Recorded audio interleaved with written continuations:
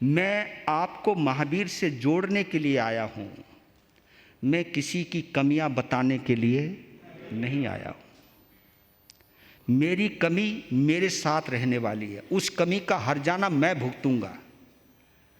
आप उस कमी को बोलकर उसकी निंदा करके उस कमी से तुम क्यों जुड़ रहे हो? जब आप किसी की निंदा करते हो, आप केवल उसकी ही निंदा नहीं कर रहे, क्योंकि निंदा उसकी तब हो रही है जब उसके पाप कर्म का उदय आ गया है उसके।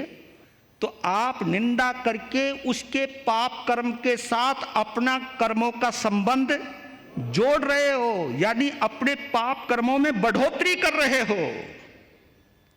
और जब आप किसी का गुणगान गाते हो तो आप अपने पुण्य में अभिवृद्धि करते हो। अगर आपने किसी साधु साध्वी में कोई कमी देख ली, क्योंकि छद्मस्त है भैया, कमी तो हमसे भी हो सकती है, लेकिन उस कमी को लेकर के तुम लोगों के सामने कहो कि साधु कोई है वो साधु साधु, अरे भैया जब तुमसे गलतियां हो सकती तो हमसे भी तो गलतियां हो सकती हैं।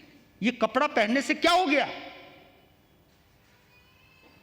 कर्म तो हमारे भी हैं, कर्म तो तुम्हारे भी हैं। जो बीमारियां तुमको होती हैं वो बीमारियां हमें भी होती हैं। तो कर्म तो किसी को नहीं छोड़ता, लेकिन आपने उस नेगेटिव पक्ष को ही क्यों चुना? आपने उस गलत चीज को ही क्यों चुना? मैं अपने साधु साध्वियों को हर बार सचेत करता हूं कि अगर तुम्हारे पास बैठ करके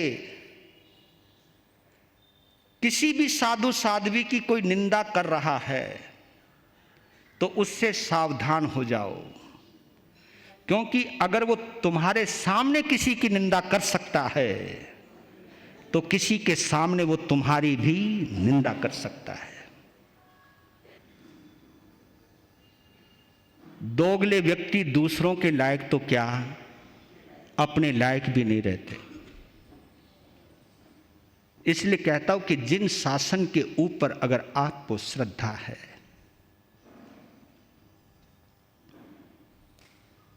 तो पहले ये दोगलापन निकलना चाहिए। साफ सुथरा व्यक्तित्व होना चाहिए।